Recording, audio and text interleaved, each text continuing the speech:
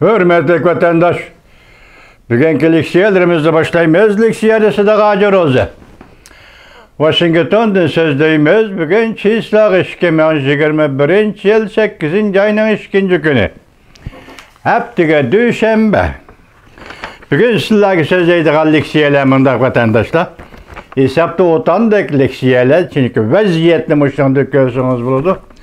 Amerika Qo'shma Shtatlari Davlat Majlisida Jungo bilan qarshilashadigan qonun loyihalari e'lon qilindi. Bu to'g'rida Nancy Pelosi xonim Avom palatasining qonun loyihasi bilan Kengash palatasining qonun loyihasi mazmunan birlashtirishni tashabbus qildi. Ikkinchidan, hozir Amerika Davlat Majlisida Michael McConnell, yani Cumhur Tashqi Avam Palatasi Tashqi Munosabatlar Komitetining raisi rahbarligida, yetakchiligida bir guruhga, yani Jungoga qarshi deganda yuqumli virusning manbai nada? Tekshirishning natijasi shundaqla hozir shu to'g'rida e'lon qilingan yangilangan dokladni e'lon qildi. Bu doklad bo'yicha yuqumli virus tabiatdan kelgan emas. Buningga paket yo'q. Yuqumli virus tajribaxonadan chiqib ketgan. O'tanda xabar vatandoshim. Esingizda bor 8. ayning 31 kuni 3 oy oxirlashida vatandosh. Mavzu mundaq. Avam Palatasi Cumhuriyetçiler Partisi mensuplari o'zlarining Jungoga qarshi turish qonun loyihasini o'tirib qo'ydi.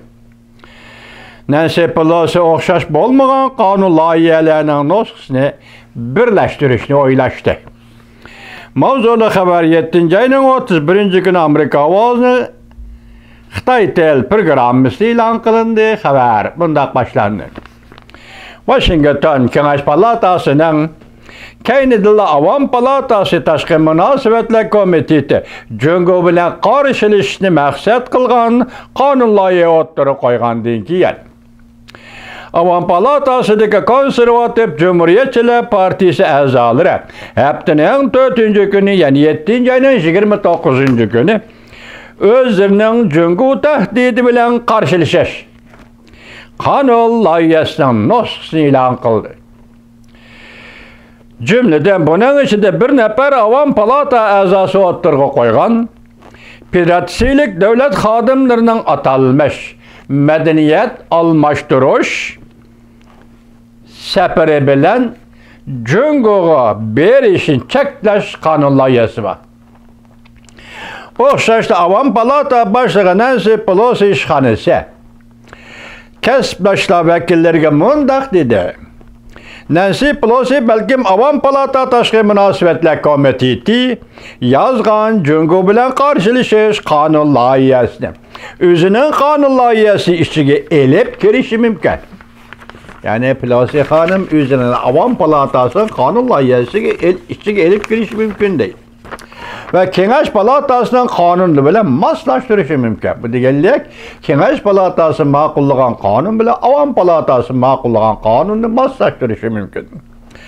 Avam Palatasi Cumhuriyetçiler Partisining konservativ mensuplari haftaning 4. kuni kommunizm Jungo bilan qarshilashish qonun loyihasi e'lon qildi. Bu Cumhuriyetçiler mensuplari mundaq dedi. Bu qonun loyihalari mushu navbatlik Davlat Majlisida o'tirib qo'yilgan Jungo tahdidiga zarba beradigan eng jiddiy va umumyuzlik tirishchanlikdir. 300 betlik bu qonun loyihasi Kengash palatasi ko'p sonliqlar partiyasi raisi senator Chuck Schumer va senator Todd Young tarafidan birlikda o'tirib qo'yildi. Bu qonun loyihasi Federatsiya davlat xodimlarining Jungoga berib atalmış madaniyat almashtirish qatnashini cheklash qonun loyihasi.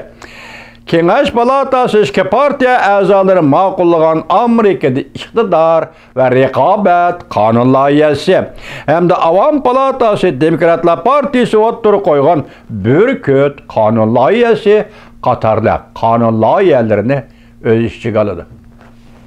Tabriklaymiz Davlat Majlisi. Sizlarni tabriklaymiz Davlat Majlisi.